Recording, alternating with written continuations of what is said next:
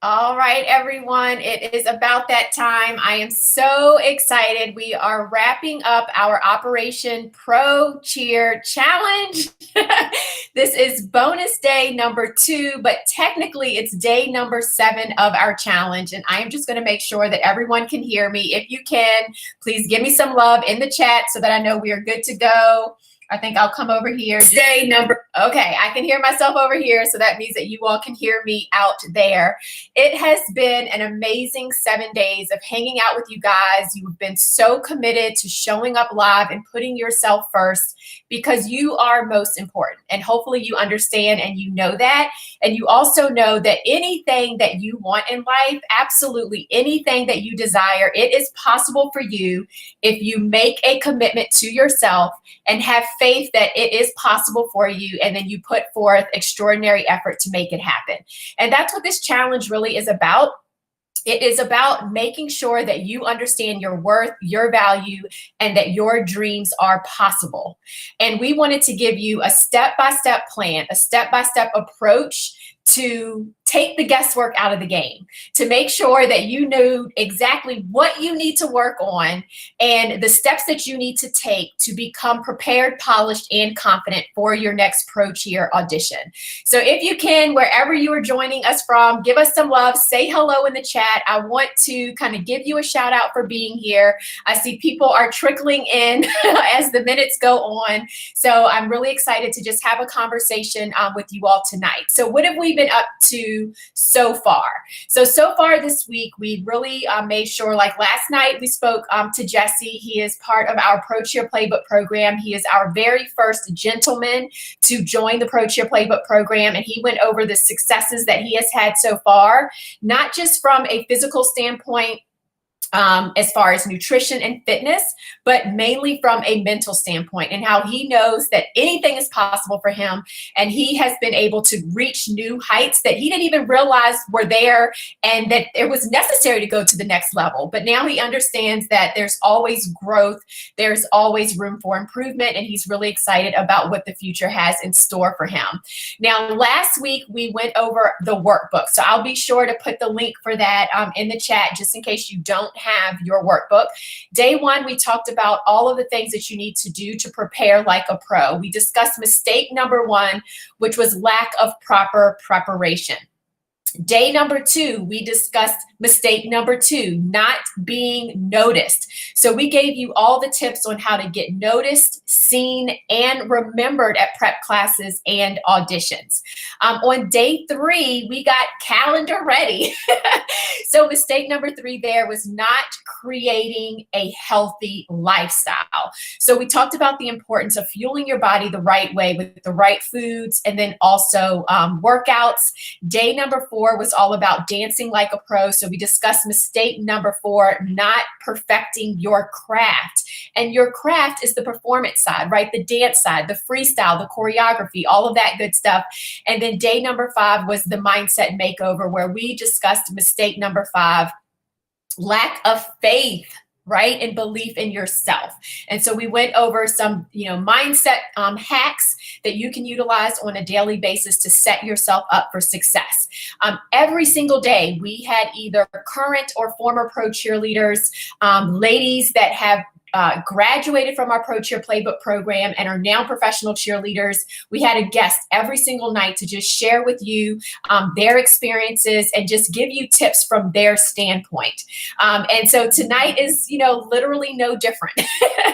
Tonight, we are going to actually bring on 2 of our amazing coaches that are part of the Sideline Prep family, so that you have the opportunity to talk to them, get some advice and some tips from them on what it is that they did to prepare for their auditions for the different leagues that they were a part of, and then advice and things kind of on the other side of the audition process as it relates to the advice that they give to lovelies and now gents to help them be successful at auditions. And so it's really going to be an engaging conversation. I want you all to make sure that you ask questions. So don't forget, you're going to put in all bold, all caps, question at the beginning of your question, so that I'll know that you have a question.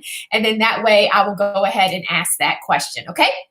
So really quick, hello to Laura, Gabriella, Nia, Luna. So excited to see you all here. Really excited to just kind of get things going and to get this conversation started. So before we do that, just want to remind everyone that our Pro Cheer Playbook program application process is open. We are open for enrollment. I just put the link in the chat so that you have it there available to you because, of course, we want you to apply. We want you to be a part of our Pro Cheer Playbook program. This program is a 4-month coaching program. It has over a 70% success rate of our graduates making a team. It also has a 100% satisfaction guarantee. So once you graduate from the program, if for some reason you don't make the team of your dreams, you can come back into the program and repeat it. The other amazing thing that we kind of changed up this year, just so you know, for this program, is we actually have it so that it is a 4-month coaching program, but that you will have access to all of our coaches for an entire year. So it's actually a 12-month opportunity for you to work hand in hand with the best coaches that, you know, Pro Cheer Prep has to offer. And like I said, you are going to be able to talk to a couple of them tonight. Just so that you know, if for some reason you're not a part of our free Facebook group, I'm going to drop that link in the chat as well. Our Prep to Pro Facebook group, this is a free community so that you can connect and meet amazing, like-minded people like yourself so that you can really, you know, I don't know, just learn from others, but then also share what you want to share about your experience. At the bottom of the screen here, you're also going to see how you can join our text community. Just put in Pro Challenge, and all you have to do is text that to 804. Shout out to Richmond, Virginia, my hometown, 804-49-GO-PRO. So make sure you join us there as well. And if for some reason you missed any of our challenge, so Monday through Friday or last night, all of the replays are in one place for you. So I just put that link at the bottom as well. So all you have to do is click on that and you can see all of the replays and grab all of the amazing advice and tips that we've shared over the course of the week. And you can ultimately start your preparation process today. You don't have to wait. Like literally, we give you actionable things every single evening so that you can start working on bettering yourself and becoming more prepared for the audition process. All right, so without further delay, I see a lot of people joining from Facebook, but right now it says Facebook user, so I cannot give you all the shout out, but hello to everyone joining us on YouTube and Facebook. If you're not subscribed to our YouTube channel, be sure to do that. And then don't forget to join our Prep to Pro Facebook group as well, because we would love to see you in there. So without further delay, I am going to invite on our amazing guests. I'm going to have each of them first just introduce themselves to you, give a little bit of background, and then it's going to be open for Q&A. So please, by all means, guys, put your questions in because that's what it's about. It's a conversation. I want to make sure that we are getting your questions answered. So up first, I am going to bring on Miss Barbra. She is one of my besties. Hi, Barbra. How are you? Hello. So really, thank you for having me. yes, of course. So before I bring on Shelby, I would love it if you could just give, you know, a brief introduction of who you are, you know, kind of like your dance background, and then what kind of led you to the pros, and then your interview within the pro industry itself. Sure. So as Janine mentioned, my name is Barbra. I'm originally from Northwestern Pennsylvania, so just north of Pittsburgh. So I am deep down a Steelers fan, but they have no cheer team. So I had to go elsewhere. But as I grew up outside of Pittsburgh, I danced in studio dance. So I started dancing when I was like 3 years old. I was real little when I started the typical ballet and tap, studio dancing. And I did gymnastics for about 8 years. In high school, I was on our dance team, our pom team, and I also cheered for a couple years prior to committing to just the dance team. And then I moved on to college in a state school in Pennsylvania where I danced again on the dance team. We danced at half times of all the basketball games. We were considered the drill team, but we were just, dancers during halftime of the basketball game. So that was one of my great and favorite experiences from college, one of the many. But then once I graduated college, I kind of thought that I was done with dancing. I really kind of just assumed I was going to get a job. I was going to start my career, move on from college. But I actually owe it to the making of the Dallas Cheerleader Cowboy, or the Dallas Cowboy Cheerleader, excuse me, because I was at home watching the show and it inspired me. Literally, I was watching it and was like, I think I can do that. So I started from there. I started to research different teams. I wanted to stay on the East Coast. I didn't want to go to Dallas. So I started checking out teams in the area that were, again, on the East Coast. So I looked at Philadelphia and Washington for NFL teams. And then I couldn't do Ravens. I just couldn't do Baltimore, seeing that I was a Pittsburgh person. Like, it was almost sacrilegious. So I couldn't even really think about cheering for the Ravens. But I did check out the Eagles, and I did check out the Redskins, or the Washington team. And I also looked at some NBA teams. So again, Philadelphia. So the Sixers, I checked out the Sixers, and I also checked out the Cavs in Cleveland. So those were still close to home. It wasn't too far, but it was far enough, away that I could still get the experience, but be close to home, where if I wanted to drive home, I could still see my family. So that's kind of where it started. That's where I started researching the teams, looking at the cheerleaders, the football teams in general. As Janine, I'm sure, has mentioned during one of the days, how important it is to do your research on your team. So without even knowing about that, I was kind of just doing it just because I was trying to find the fit for me. And I narrowed it down to NFL. Once I narrowed it down to NFL, I decided to go ahead and, I thought I had family, or I didn't think I had family in Northern Virginia. So I just thought, I'll try for the Washington team. And I did. And I made it. I couldn't believe it on my first try. So that was amazing. It was quite the experience. The audition process was it blew my mind. I'd never been to any professional type audition. So it was definitely a eye opener for me. I went to a prep class to prepare, though. So I recommend, if you have any opportunities to go to any type of prep classes that the team that you want to audition for offers, definitely go and check those out. It was definitely helpful in the process. It let me see the style of the team. It let me see, the vets that were coming to the practices or to the prep classes. It let me see their style, what, their look was, and kind of how I could emulate them. So that was definitely helpful for myself in the preparation, in the audition process. But I cheered for the Washington team for 4 seasons, and every year you audition. So it's the same process every year, right? You have to prepare mentally, physically. Each year you have to be ready for, the new class coming in. And so that was for, my first auditions again, went through that and made it. So I thought after 4 years, I was going to be done with it. And then once I hung up the poms, I realized I was not done. But I didn't want to make the commitment to a full season, because in the, professionals, typically you commit to about, it's a year commitment, but typically it's definitely 10 to 11 months of dancing with the team and prep classes in specific. So I just wasn't really committed to that anymore. I wanted to kind of do new and more things.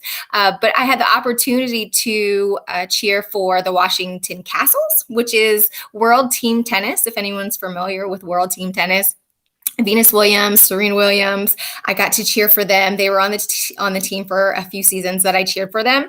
So that was amazing, being on, the court, watching them play. So that was super amazing. And the season was only a couple months. It was actually like a month long. So it wasn't that big of a commitment. It was about a month to prepare and practice, and then the month for the season. So that was an awesome transition to still stay in the game of cheerleading, but to kind of, slowly take away from the commitment in terms of time wise. So that was awesome. But I did that for 5 years. And then I actually moved to Texas, and I missed San Antonio Spurs auditions by a few weeks by the time I moved down there. Again, I moved down there not thinking I wanted to cheer or dance. I just got there and I got bored. So again, the best thing for me was, let me take some dance classes. And I kind of researched and found that they had a hockey team down there. American Hockey League. They were called the San Antonio Rampage. They're no longer a team in San Antonio anymore. But at the time when I was there in 2012, 2013, they were a team then. So I was able to try out for them. They're actually part of the sport. They were part of the Spurs organization. So they still were under the San Antonio Spurs organization, like I mentioned. So it was nice to be able to be in that industry and be, still see the Spurs dancers and kind of, have practices right after them. So still got to be around that pro cheer world and still got to dance on the ice. Believe it or not, you actually dance on the ice, but they put a non-slip mat. So you are able to dance on the ice, even though, you think you can't do it, but they put something down. So that was definitely interesting. That process for auditions was a lot shorter. It was just a weekend audition. So it was one day of intros and freestyle and choreography. And then your next day, you did your choreography that they had taught you and they picked the team. So it was great. It was awesome. I did that again just for one season. Then I moved back up to the area. And now I was blessed to be a coach for Janine. She asked me if I would coach. So I still was able to keep my foot in the door with the cheer industry. So I may not be cheering on the field, but I am able to root on everyone that is going to be on the field or the court. So it's just a blessing to be able to still be involved and give everybody an extra push and encouragement and be a mentor and coach along the way. So just blessed to be here and thankful for Janine and thankful for all of you guys who are, following your dreams, chasing your dreams, and just hope to be a part of it with you guys. And at least watch it and see you guys do it. So that's what it's about. That was awesome. Okay, so there's just so many gold nuggets in there. So hopefully you all were taking notes. I always say to make sure that you write things down. So something about when you write them down, it kind of sticks and you can go back and look at them. But I just love your journey because one, guys, you all heard research. We talk about the importance of that so much, but also the fact that, with us performers, we can't get enough of it sometimes. And so the fact that you dance for 3 different leagues, I think is really, really cool. I'm glad that you came back to us. On the East Coast. I'm like, Texas can't have you. No. But yeah, you've been amazing as an accountability coach. Barbara's actually an accountability coach for sideline prep for the Pro Cheer Playbook program. And she really helped me out this past weekend as well. Just for personal reasons, I wasn't able to be at the photo shoot and she held it down with Drew and the rest of the team and it ended up going really well. So you are a gem and very glad to have you on our team. So thank you, Barbara. All right. Thank you. And also, can I throw in one more thing? I don't know if you've mentioned throughout the days that Janine also offers an elite program. And so I'm also a coach for the elite program, which is another awesome thing. I saw Laura was on here. She's one of my elite girls. So just want to say hi to Laura as well. And then hi to Naya. I saw she was on there too. So I just want to say hello to those two. Go ahead. Awesome. You know what? I haven't talked about the elite, but I think I should. So just as a heads up. So basically when you join the Pro Cheer Playbook program and you graduate, then you have the option to go to the next level. And the next level is our elite program. And with the elite program, we talk about Pro Cheer, but it's focused more on personal development and leveling you up as a woman and as a human. So we talk about, habits and morning routines and financial, like budgeting, law of attraction, attracting, your goals and your dreams to you, the energy that you're sending out. We talk about how to brand. We're going to be talking about how to start your own business if that's something that you want to do. So it's a lot as far as taking everything that you learn in the Pro Cheer Playbook program and then utilizing that to level yourself up personally and professionally. So thank you for mentioning that. I can't believe that I have not mentioned the elite program in any of the evenings. So thank you. All right. So up next, I'm very excited to introduce our next coach. It's so crazy just like listening to you all's bios and how I just love that I attract the most amazing individuals ever. So now I would love for you all to say hello to Shelby. Hi, Shelby. How are you? Hi, I am good. Very, very excited to be here. Yes, very glad to have you. One thing that we pride ourselves in at Sideline Prep is that when we bring on coaches, that we actually have the blessings of their coach to represent their team. And so Shelby was actually recommended to me. So it wasn't like we were just surfing and like, oh, I think she's gorgeous, so I'm going to ask her to come on as a coach. She was actually recommended to us, highly recommended to us. So it's an honor to have you on our team as well. And if you wouldn't mind, just like Barbara just did, give us some background just as far as like how you got into the dance industry, what it looked like at the pro level, and kind of what you're doing right now as well. Okay, awesome. Yes, again, I'm excited to be here. I was very excited to become a part of this program with Janine and the rest of the coaches. And it's funny how that stumbled upon. But to just go with my background, my story's a little different. So I like to start off telling people I didn't start dancing at 2 or 3 or 4, although my daughter will, but I did not. My dance didn't come in until later in high school. I started cheering in middle school. So around the middle school age, I started taking gymnastics, and I did that for about 3 or 4 years. And I cheered all throughout middle school. So cheer is like my strong suit. It was always my strongest background. But of course, if you know, dance comes along with cheer. And so the two can kind of intertwine. So I did that, and into high school, cheered in high school as well, got to the college level, and then decided I wanted to dance. I needed some extra background in dance, so I minored in dance. And I became a part of a hip hop ensemble at the University of South Carolina. I think I was a little too intimidated to try out for their dance team. They are beautiful, amazing dancers. And so there was an intimidation factor there. And so even trying out for the cheerleading team, I was intimidated because I no longer had my back handspring, and I was a little too nervous to try out for them. So I got my dance by minoring in dance at Carolina, and was on a hip hop ensemble there. So kind of like Barbara mentioned, at the end of my college career, I'm like, okay, well, that's it. But if you know Carolinians, I am a huge football fan. And so I watched Panthers football a lot. And every time they would flash the cheerleaders across the screen, I'm like, how do you do that? Like, how do you become an NFL cheerleader? How does one even do that? And so I began doing my research, and got online and looked up trying out how do you become an NFL cheerleader. And bam, there was all the information for auditions. This is what you need to wear. This is where you need to show up. This is what time. All those sorts of things. We weren't lucky and blessed enough as you ladies are to have these types of forums and platforms and programs to help prepare you. And so I went in totally blindsided. I found me the cutest little sports bra and boy shorts from Victoria's Secret when they had a sports line.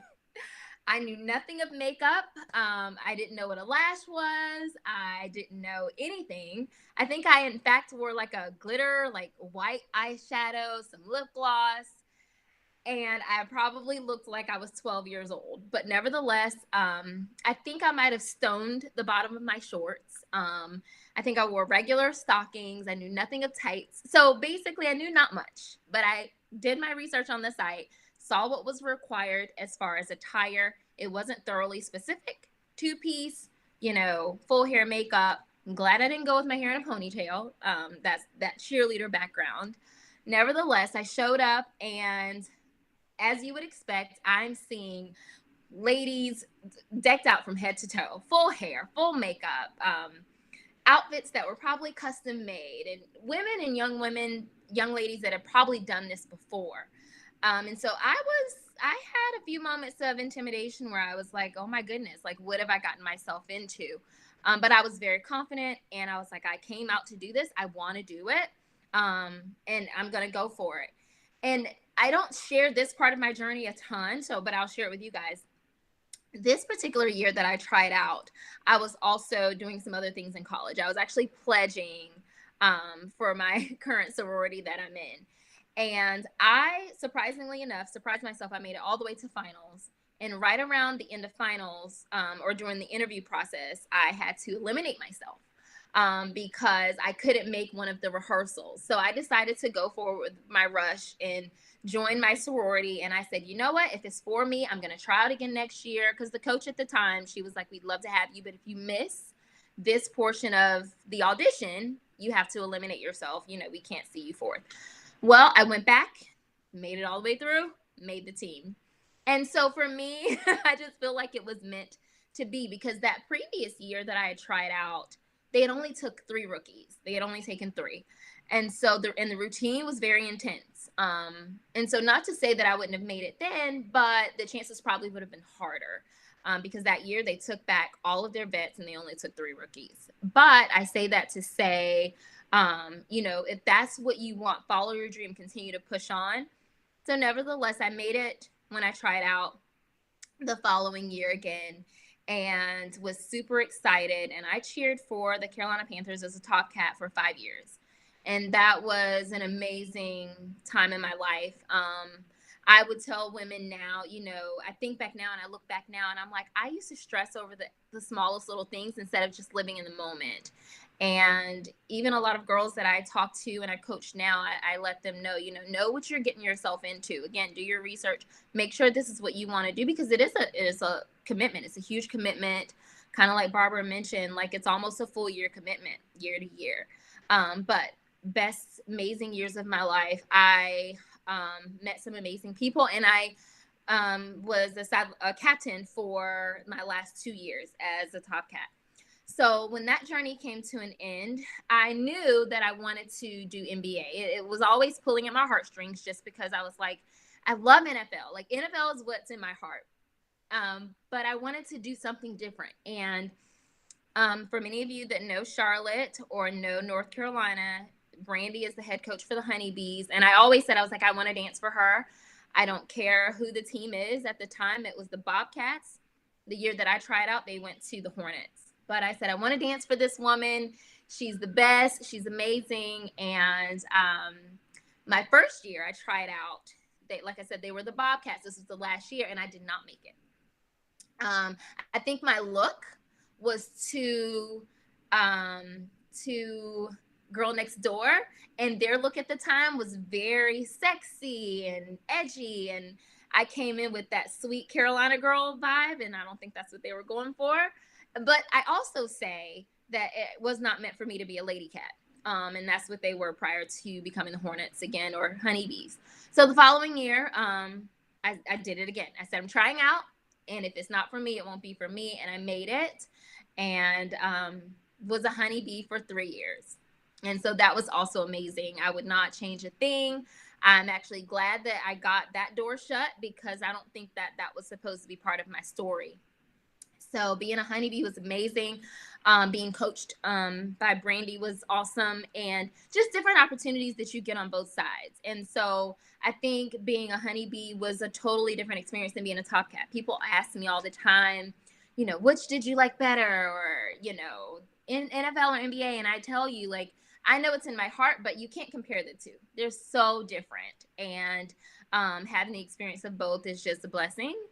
But I did that for 3 years. I served as a sideline leader there as well. And my journey ended there, and kind of picked up now coaching another semi-pro team. So that's just been in a nutshell. And yeah, I think that's it.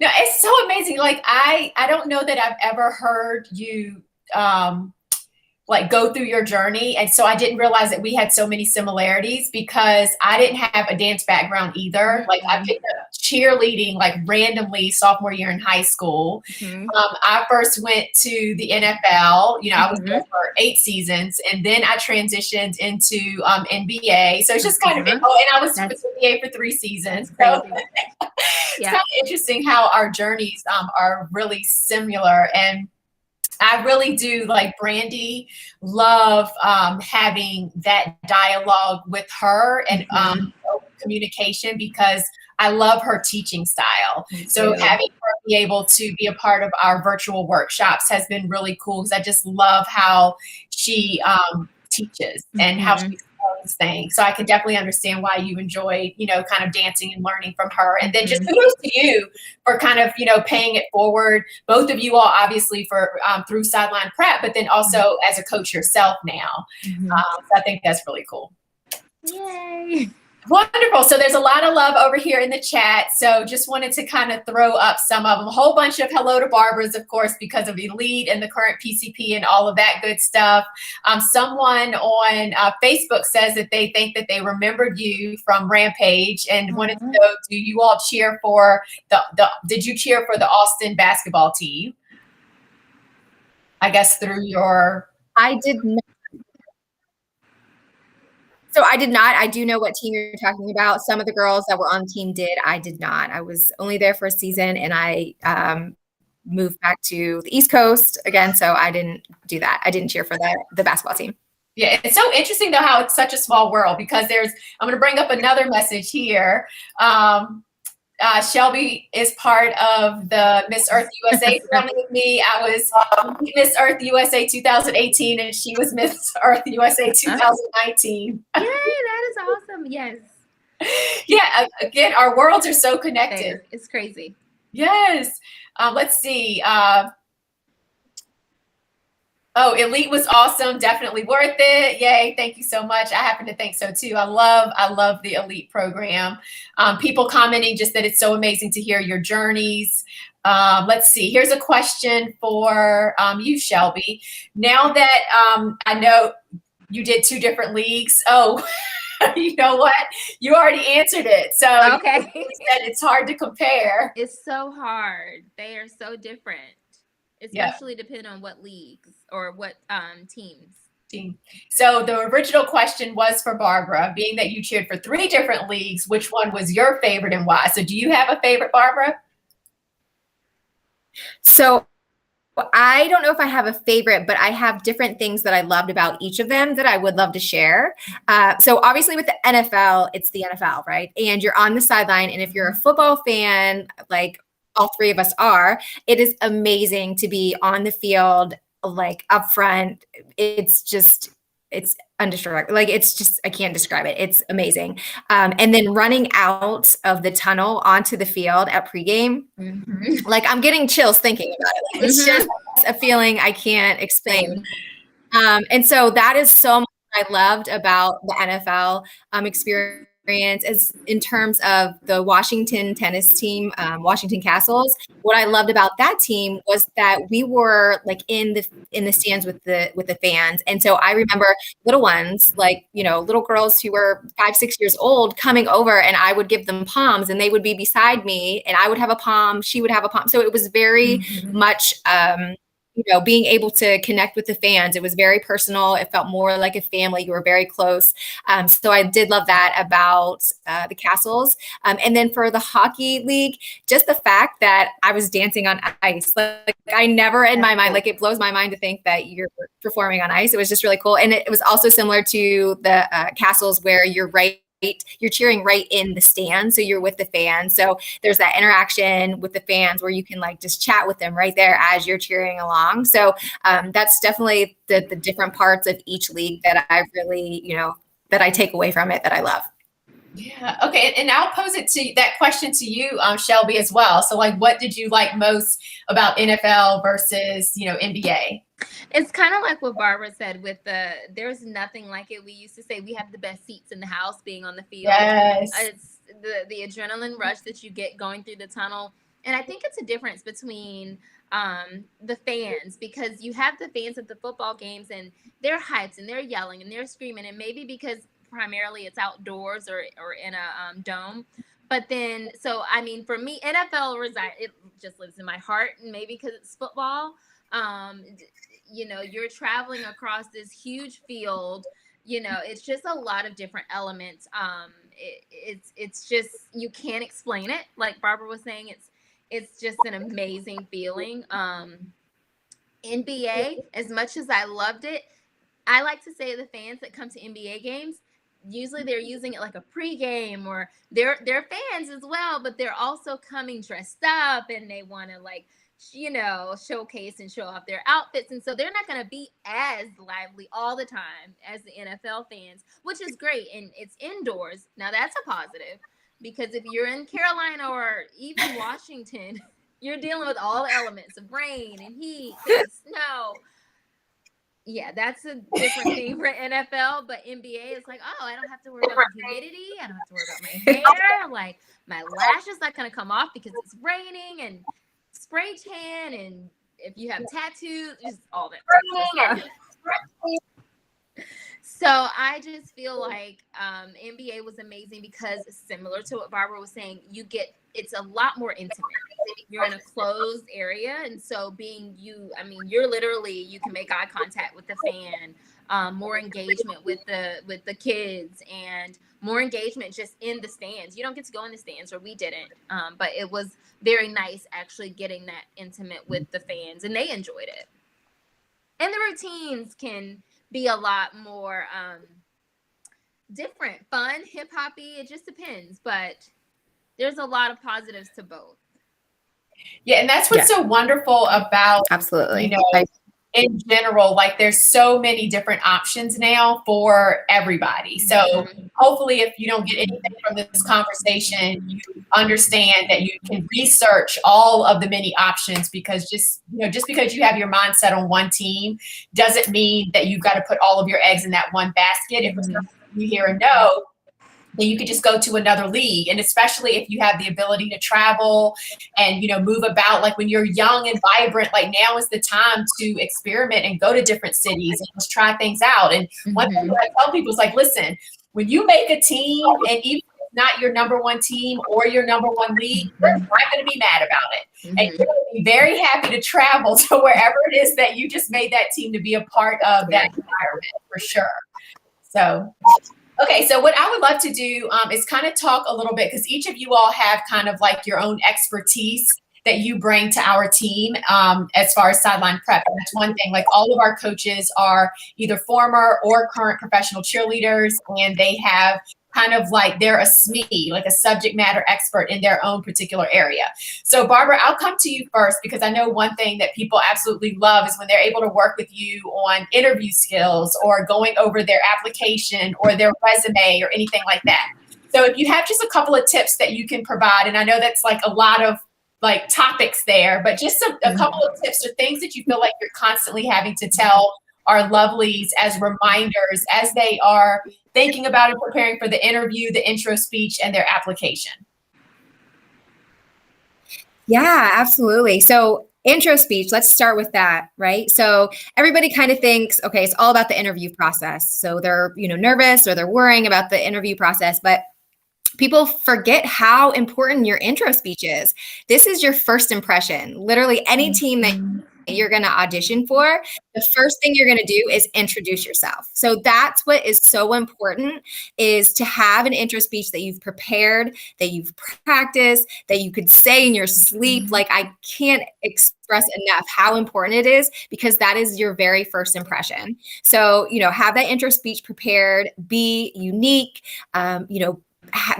be fun, have it be fun, something that you, want to share that, that just is unique to you, because that is so important. And I want to just remind everybody that don't take that lightly, because that's going to be the very first thing that the coaches, the judges see.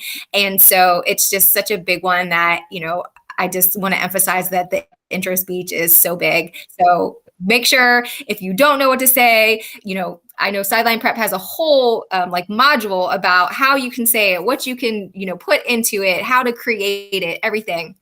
And I'm also there to, listen to it.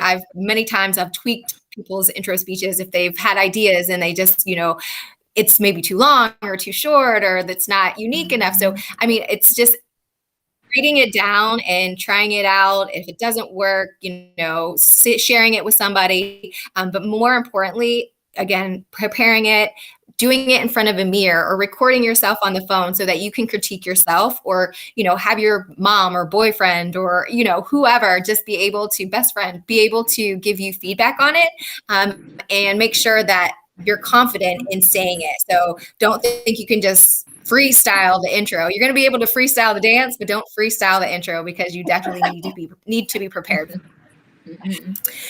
So that's what I definitely want to start with. As far as interview questions, again, back to sideline prep, there is probably 7 pages worth of questions that you can prepare for, because that's really what the interview process is about. Excuse me.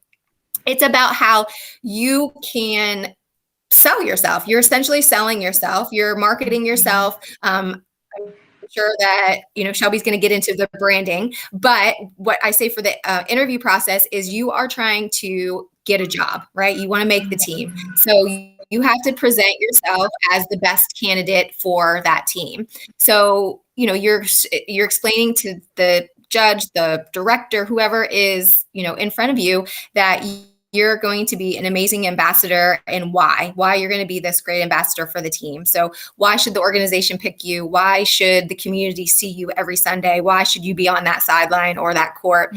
So, that's just the biggest thing, is being able to present yourself in a light that shows that you're a great teammate, that you're a great ambassador, and that you have something that other people don't have to offer. And so the biggest thing with that, I think, is confidence. A lot of the times, you get in your own head when you're thinking about your interviews, and you worry about, what am I going to say? Or you freeze. So the biggest thing, again, is preparation. I know that, if one thing that you could say about sideline prep is prepare, because being prepared is the most important part of auditions, and that's in every process. I mean, it's in every step of the way. So whether it's your intro speech, whether it's your dancing, whether it's your interview, whether, it's, I don't even know what else there is right now, but any part of it, you need to be prepared, because, that's the biggest thing with making the team. And once you make the team, it's not going to change. It's really not. You have to be prepared when you get choreography. You have to be prepared when you're going out on the field. You have to be prepared when you're doing a promotion or an appearance. So being prepared is, the biggest thing in any part of the, process, whether it's the audition part or being on the team. So yeah, that was my little spiel about the interviews and the speeches. But I'm also very happy to do mock interviews. So I always recommend that once you go through the module and you go and prepare for all the questions and you have answers to the different questions, give me a call or send me an email, ask Janine. I'd be happy to do an interview with you, a mock interview, go over a few questions, see how you respond, give you feedback. We can always adjust, or you may be amazing. Whatever it is, I'll be happy to share with you and, perfect your craft of the interview. So. Yeah, that was perfect. And then, so again, I hope you all are writing these things down. And it's just I love that you mentioned about the intro speech, because on day 2, as part of the Get Noticed module, we said one of the most overlooked parts of the audition process is your intro speech. And so the play of the day for day 2 was, we gave you 2 templates that are literally fill in the blank templates that you can use for your intro speech. So go back to day 2 if you missed it, so that you can fill in the blank, and then go ahead and you can post it in the private Facebook group that we have, and we will give you feedback on that as well. So I love that you mentioned that. So one thing that is becoming even more and more important as a candidate is your presence on social media, your presence when your name is Googled. So Shelby, I know that this is kind of like your area. I remember listening to you talk about this at Carolina Connect, and I was like, oh my God, I love her. I get her part of our team. But talk a little bit just about like personal branding, social media, and all that good stuff, like things that we don't necessarily think about as part of the application process for Pro Cheer. So I feel like in today's times, social media has become a huge part of our lives. It's become a huge part of everything, from maybe, your professional career to your personal life. And I just feel like if you're going to put yourself out there to try out for a team, just make sure you're giving them the total package. So not necessarily what you're going to bring to the audition, But there's a chance that, and I know they do it, I do it, there's a chance that they could go look up your social media, or you could come across, or think about times when, you want yourself to be noticed. So you're commenting on the page or different things like that. I promise you, there may be coaches, staff that may click and say, who's this individual? Let me see who this is. And you want to ensure that the image that you're portraying is a positive one. And I say that to say, you never know what they could be looking at or for. If you have things on your page that are not as suitable as what you want to portray when you get at auditions, you can take the time to clean those things up. And again, I like to say, you are a walking billboard. What you're putting out there is what they're going to get. If they say, is this his or her social media? Is this what I'm really getting? Are they putting on for me during the interview? So you just want to make sure what you're putting out there is who you really are. I like to say, and I got this from Brandy. She's very, very big on that. Just making sure that you're giving a positive light. That's part of who you are. That's part of, think about if your pages, a lot of individuals these days are public. If you're not private, someone may say, oh, that's my favorite cheerleader. It could be a 10-year-old. Let me go to her page.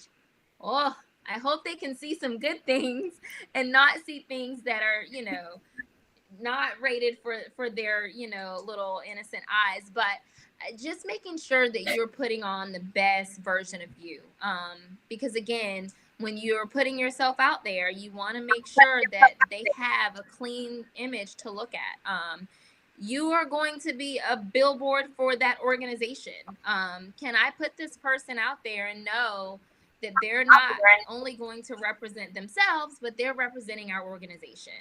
If something were to go wrong, or just let's say something happened, they're not going to say Jane Doe did such and such. They're going to say that cheerleader for, the Washington team, or, the Ravens or the Panthers.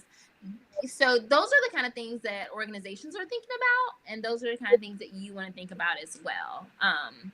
That is a huge part, especially today. There's so many platforms that we use, from Facebook to Instagram, now TikTok and Snapchat. There's just so much. So just making sure that you're putting yourself out there on a clean board. Yeah, I love that. I mean, and that's the thing, guys. You have to remember, you have to take this. A lot of people just are like, okay, this is a pro cheer audition. No, this is an interview. Okay. This is literally an interview. So you have to treat it just as you would a professional job interview, because you are interviewing to be a professional cheerleader, but you're interviewing to be an ambassador for that team and employment. Like, you're getting paid. Like, so you have to take it seriously and really clean up your social media. If you haven't Googled yourself in a while, Google yourself and see what pops up. Super, super important. Okay, so we have quite a few questions coming in. So I kind of want to go through these really quick to try to get as many of them answered as possible. So this one is actually for both of you from, let's see, Miss K. Hello, lovely. So for both of you, regarding your experience as a pro cheerleader, what was the most challenging issue you came across, and how did you overcome it? So Shelby, I'll come to you first. So the most challenging issue you came across as a professional cheerleader. I would say, and I get on my dancers about this a lot as well, getting inside of your head and second guessing yourself. And that for me was a struggle, especially in the beginning of my pro career, just because as confident as you may be, when it's time to hit that field or that court, sometimes you can get in your head and second guess yourself. I remember standing in line, getting ready to go out for pregame, very first game, and I looked at one of my teammates behind me, and I was like, what is the first 8 count? Like, felt like I had just blanked out. Yes, was just going to lose it. And she was like, you know it, turn around. You know it. You got this. And obviously, I hit the field, adrenaline rushing, and knocked it out of the park. So I would just say that was a challenge that I had, just because I wanted to be perfect every time. I wanted to not make a mistake. I wanted to make my coaches and my teammates proud. So getting in my head, that was a challenge for me. And I think the best way that I overcame that was just ensuring that I was prepared. prepared for every rehearsal, prepared for every game, and just making sure that I knew my material, knew my formations, although just making sure I was prepared in a way that I didn't have to second guess myself. And if I did, it's like it's gonna go on autopilot. As soon as I hit the field or the court, I'm gonna go on autopilot. Yeah. I literally think probably everyone has experienced that panic where you're like, oh my gosh, what's count number one? You're like, oh no. But you're absolutely right. Like if you practice enough and you prepare enough, it's part of your muscle memory. So you do go on autopilot. So love that you mentioned that. But I feel like everyone has experienced that slight panic. All right, Barbara, I'm going to come to you with the same question. Yeah, so mine is actually off the field. My experience was, and this is, something commitment wise, I was committed to being a cheerleader.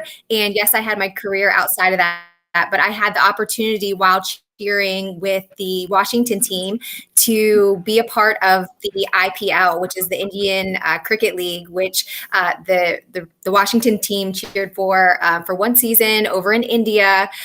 So I think I went for 20 days. The opportunity was to go for a few weeks to start this program. Initially, what we were going to do was we were going to go over there, train cheerleader or train women, young ladies to try out and cheer for this team in India, but ended up that we didn't really get a big turnout for ladies to come and audition because, it was a different style, different, culture. So we ended up staying and doing the cheering ourselves. So the reason I bring all of that up is to say that the challenging part was that I actually quit my full-time job to be able to do this. So I also went on a tour as well. So there was those moments where I wanted to do this. This is a once in a lifetime thing. I was willing to quit my job, but that was the most challenging thing, was trying to determine, weighing out what's more important to me, and at the time I did choose that because I knew, when was I ever going to go to India and be able to cheer for a cricket league? Like, what? Like, it just, the opportunity presented itself, and I knew that I had faith in myself to find another job and make sure, and again, I was 25, 26. So, I had the young mind mentality where I was like, I can do anything, So, but that was my biggest challenge, definitely, was trying to figure out, like, what am I going to commit to? What should I do? And then again, similar situation when I went on tour, we went to Afghanistan and Kuwait. But luckily that time my job just allowed me to kind of go part-time rather than, whatever. So I didn't have to actually quit that job, but they worked with me a little bit more, but still it was just those, challenging moments when you're part of a team, when you have to decide, what's most important, or, your priority, and are you committed? So I think that for me is probably the most challenging part of being a pro cheerleader. Yeah, I mean, I agree, because it's like you have multiple commitments. So almost all of us are either have a full-time job, or we're full-time students, or our parents. And so you have all of these other commitments outside of pro cheer, but you don't want to let down your obligation in any areas of your life. So really trying to juggle it all. I had no idea that you had to quit your job. Donald contacted me because a couple of ladies had to leave, and I ended up going over to India after I had already retired. But you're right. It was like one of those things, like, I'll never have this opportunity to do this ever again. And I was like, oh yeah, count me in. Right. I am all in. So that's awesome. Thanks for sharing that. So here's part 2 to her question. What advice would you give others if they were to experience the same issue? So for you, Barbara, it's probably, and you can add on, obviously, just in the sense, because this is something I feel like I'm always telling people, is that you have the rest of your life to work. You have the rest of the life to kind of be in your career. That pro cheer, there's a limited time frame. There's a limited span in which you can actually be a professional cheerleader. So just like you were saying, like, okay, well, I can always find another job, but I'm not always going to have this opportunity to go to India. But in your own words, what advice would you give to others if they were faced with this, a choice between A or B? Like, how do you make that decision? Yeah, obviously it's going to be a very tough one, but back to the pros and cons. I'm a big thing. My big thing, similar to what Janine said, is writing everything down, right? Getting everything on paper. It gets it out of your mind. It helps you think straight. You can see it. It's visual. So one thing I would definitely say is to write down reasons why, why you should do this or why you shouldn't. So the pros and cons, weighing things out would definitely be the one thing. And then just knowing yourself, right? So, for some people, it might not be the right thing for you to do to quit your job. Maybe financially you can't do that, or you're in a situation where it's not. So it's, again, going back to weighing those options and picking the best thing that's right for you. It's going to be different for each. But yeah, like Janine said, there is a limited time period that you can be a professional cheerleader. So that would obviously be part of one of the things that you would be writing down, is having the opportunity to do this at this time when you can do it. But knowing yourself in your situation and your opportunities, and just making sure that you are weighing your options and making the best decision for yourself and being true to yourself. So that's my recommendation. Yeah, love that.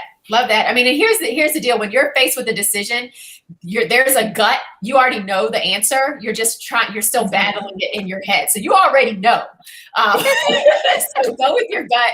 But if you're having trouble going with your gut, I agree with you. Write it down, pros and cons, the plus delta, all of that good stuff. So Shelby, you already kind of touched on the advice here, just in your situation, just making sure that you're over prepared so that muscle memory kind of kicks in. But do you have anything else that you would want to add, in the case of people? Because I'm sure for auditions, people kind of run into this roadblock as well, where they just blank out on what the next move is.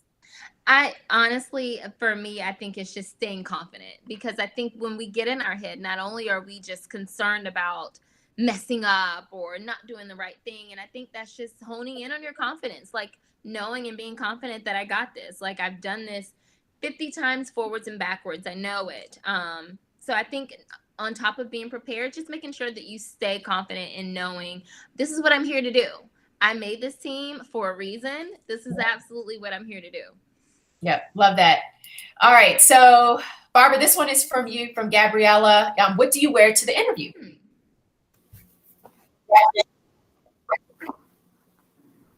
I'm going to go to you, Barbara, on this one. So what does someone wear for the interview? So I recommend researching your team, because I think some teams want the professional look, want you to come in with a suit, whether it's a dress with a jacket, whatever it may be. Whereas other teams may be more casual and more just stylish and want you to come in some jeans and some heels and, a unique little blazer or something. So I think it's really dependent upon your team that you're auditioning for. So again, going back to researching your team. Also, if you have had experience or, time to talk to the vets, ask somebody that's already on the team. Or even in prep classes that the teams are offering, they always ask for questions at the end of prep classes. So that's a great question to ask also the director or the coach that is in charge during the prep class, because that's something that they can share with you as well during prep classes.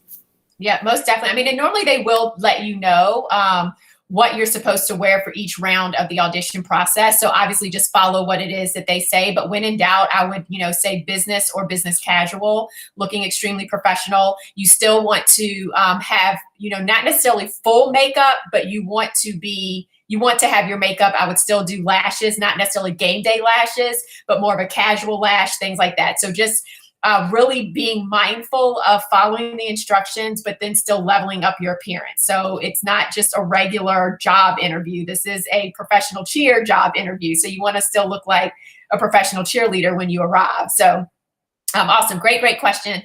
Another question, can you go over some tips on what your resume should look like? Is it dance experience only? So we have tons of examples and templates that you can utilize. So Gabriella, just email us at info@sidelineprep, part of the PCP. You're going to get tons of templates and everything. But long story short, it's going to mainly be focused on your dance, cheer, pageantry, media experience. But then you also want to highlight your professional experience and your education, any awards that you've received, accolades, anything like that, and most definitely community service.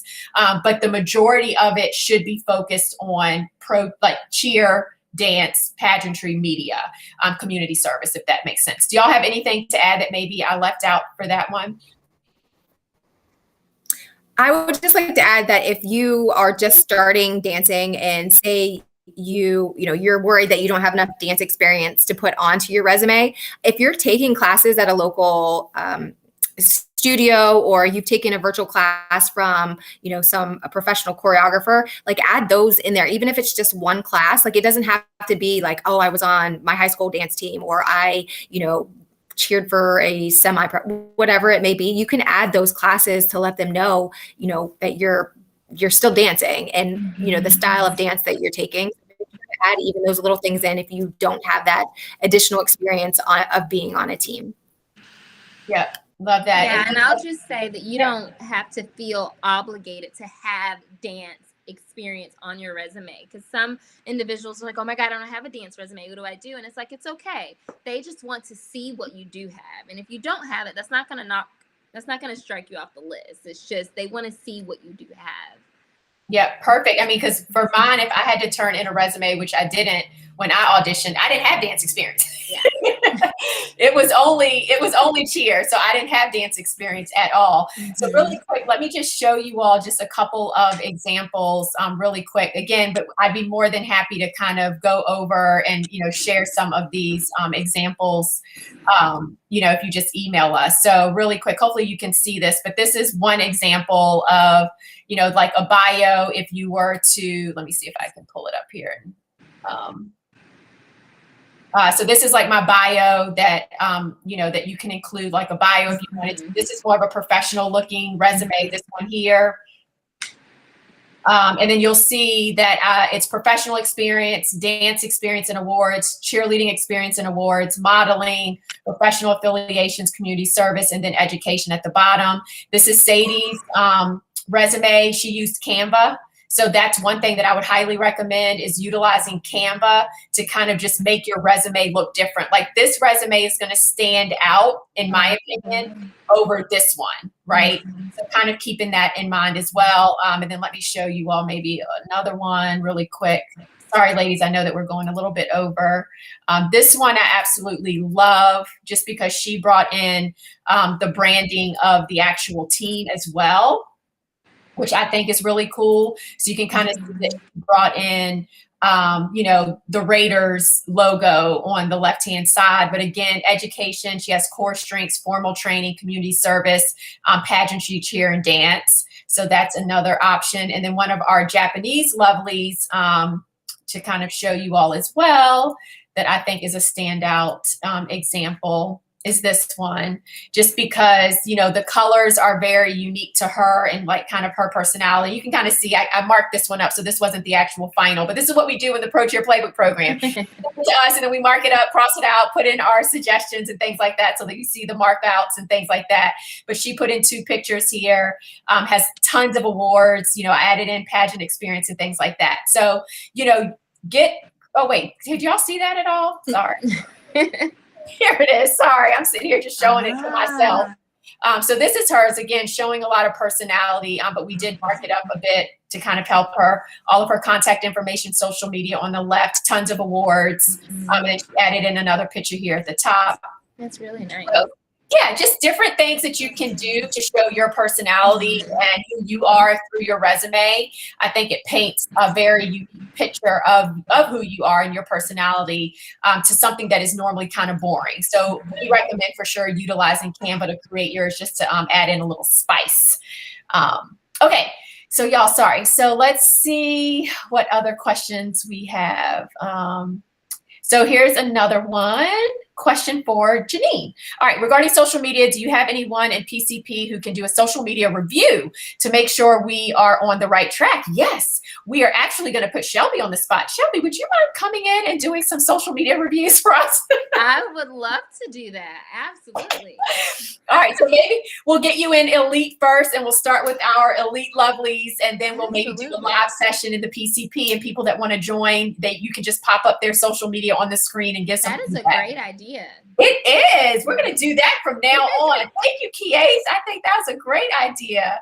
All right, here's another question. Do you recommend making your social media pages public for auditions? Is it a disadvantage if your page is private and judges don't have the opportunity to view it? So, Shelby, I'll come to you on that one.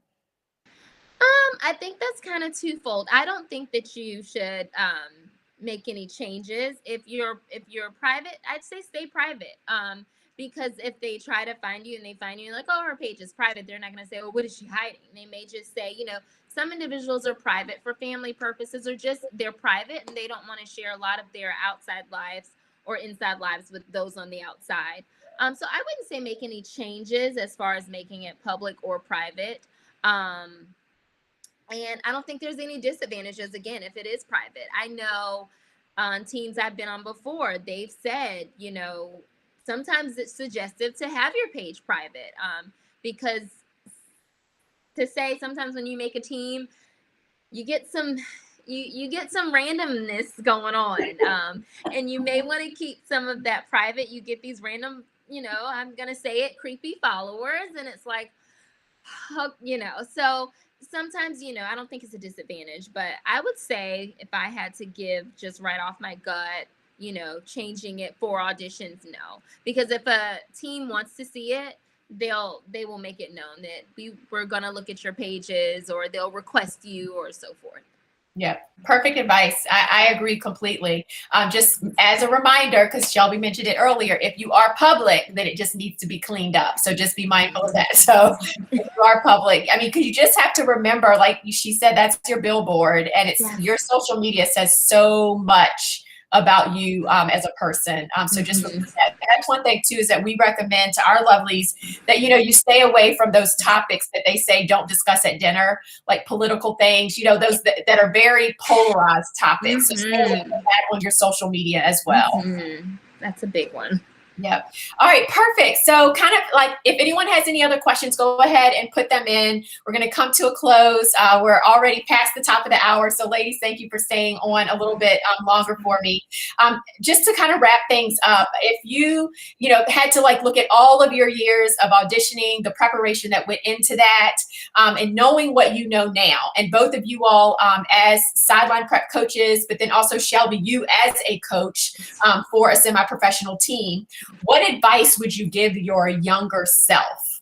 Oh, as cliche as it may sound, and just right off the top of my, you know, off the top of my head, I would just say, believe in yourself. And that's like a huge umbrella. But when I say that, I'm basically saying there was a lot of times, and I started my pro career 12, 13 years ago. So you think about, you know, your age 10 years ago at minimum, you're so much younger. You change into such a different person. So I say, again, one of my flaws or one of my challenges, I second guess myself a lot, you know, whether it be from my look, you know, changing my hair, to, do I know this choreography? Oh, am I going to get pulled from this routine? You know, because maybe, you know, my dancer on the right side of me, maybe she was one that's been dancing and doing studio dancing since she was 2, and me, I'm, you know, second guessing myself because I'm like, oh my God, I have not been dancing since that long. But you've made the team. Believe in yourself. You're here for a reason.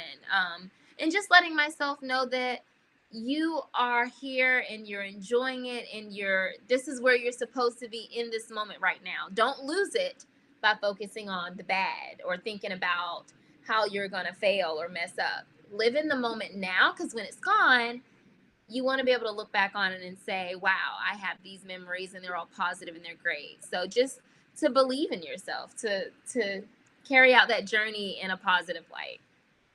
Yeah, I love that. And so guys, on day 5, if you didn't catch it, which was the mindset makeover, I talked about the importance in having unwavering faith in yourself. And it's right in alignment with that, believing in yourself, believing that it is possible, that you are capable. Because whether you believe you can or you can't, you are correct.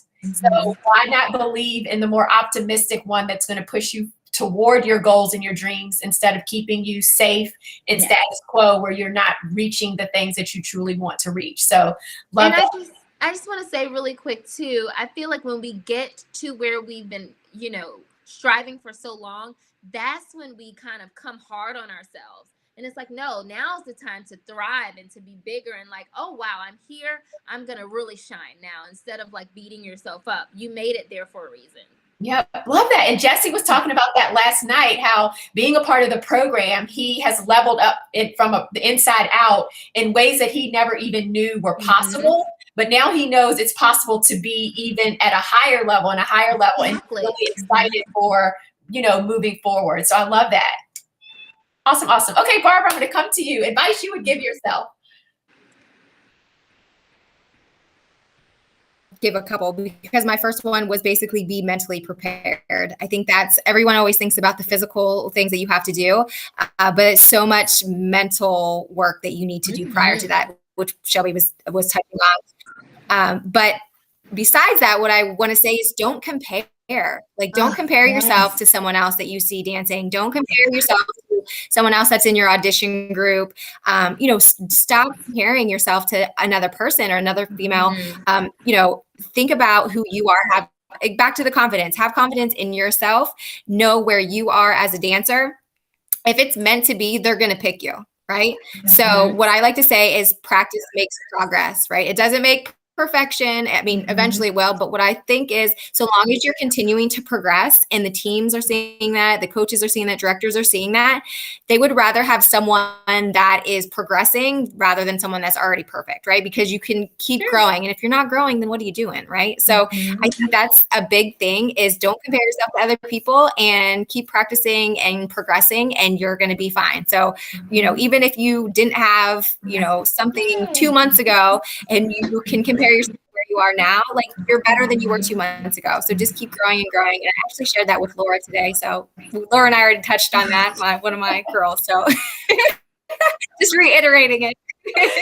Yeah, I love that. I mean, I call it compare-itis, and it happens to us all. But when you recognize you're doing it, instead of like letting it get you down, say, okay, what can I borrow? How can I be a sponge? Something, right? So that's how you handle compare-itis. And remember that there is only one you, and that is by design. And so you need to get excited about that. No one is you. Like, you are only you.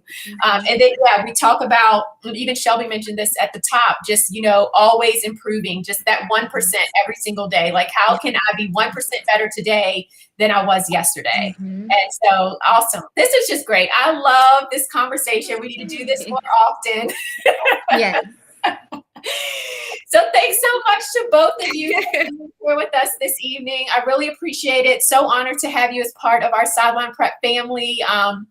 You all are just exceptional, amazing women, and I'm just really glad to know you. And then also to be able to share you with our lovelies and with our Sideline Prep family. So thank you for being here tonight. I really appreciate you guys. All right, bye. Thank you. Please give them some love in the chat. Thank you so much, ladies. Really appreciate y'all. Thank you so much. This was awesome. And good luck to everybody auditioning. You guys got this. Yes. Much luck to everybody. Yes. Cheerleaders at heart. Oh. But I hid myself. I hope you all enjoyed that conversation. Literally could have stayed on talking to them forever, but I was like, I'm going to try to get y'all off at the top of the hour. So just in case you missed any of, our sessions from this challenge, I just put the replay link. Everything is going to be posted on that page. And then obviously we would love to have you as part of our Sideline Prep families, part of the Pro Cheer Playbook program, so that you can get to know Barbra and Shelby even more.